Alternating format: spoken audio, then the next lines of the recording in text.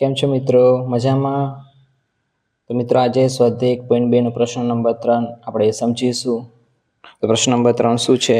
તો ચૂંટણીમાં સફળ ઉમેદવારે એટલે કે જીતેલા ઉમેદવારે 5,77,500 મત મેળવ્યા છે, બરાબર. અને તેના નજીકના પ્રતિસ્પર્ધી કેટલા મત મેળવ્યા છે? 3,48,700 મત મેળવ્યા હતા.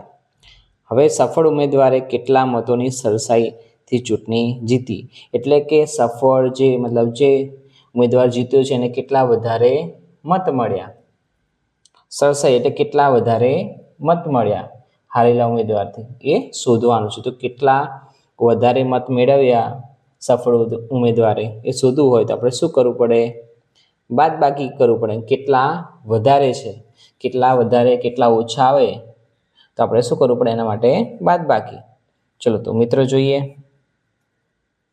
તો સફળ ઉમેદવારે કેટલા મત મેળવ્યા છે? 5,77,500. તો 5,77,500 એ કોને મત મેળવ્યા છે? સફળ ઉમેદવારે.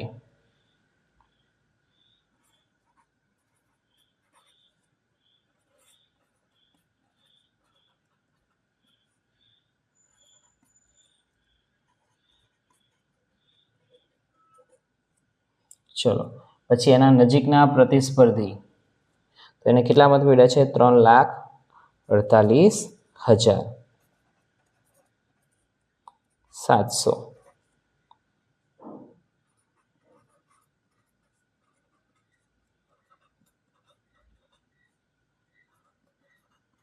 નજીકના પ્રતિસ્પર્ધીએ મેળવેલા મત.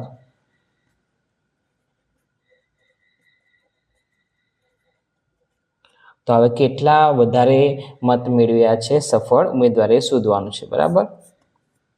કે સરસાઈ એટલે કેટલા વધારે મત મેળવ્યા છે સફળ ઉમેદવારે, તો એના માટે આપણે બાદબાકી કરશું. તો સરસાઈ મળી જશે. 0માંથી 0 જાય તો 0 એટલે કે 0, 0માંથી 0 જાય એટલે 0, 5માંથી 7 ના જાય કારણ કે 5 નાના છે. તો આગળની સંખ્યામાંથી આપણે દસકો લાવીશું. તો 7ને કાપીને અહીંયા 6, 10 અહીંયા આવ્યા, 10 ને 5 કેટલા થઈ જશે? 15. 15માંથી 7 જશે એટલે આવશે 8. અલ્પવિરામ 6માંથી 8 ના જાય એટલે 6 નાના છે. તો 7ને કાપીને 6, દસકો લાવ્યા, દસકો અને 6 થઈ જશે 16. 16માંથી 8 જાય એટલે 8, 6માંથી 4 જશે એટલે 2, 5માંથી 3 જશે એટલે 2. તો કેટલી સરસાઈ મળી હશે? ચલો તો કેટલી સરસાઈ મળી? 2,28,800. તો સફળ ઉમેદવારને કેટલા વધારે મત મેળવ્યા? તો 2,28,800. તો આપણે શબ્દોમાં પણ લખી શકીએ મિત્રો. માટે સફળ ઉમેદવારને 2,28,800 મતની સરસાઈથી ચૂંટણી જીતી. સરસાઈથી ચૂંટણી જીતી. સમજાઈ ગયું મિત્રો?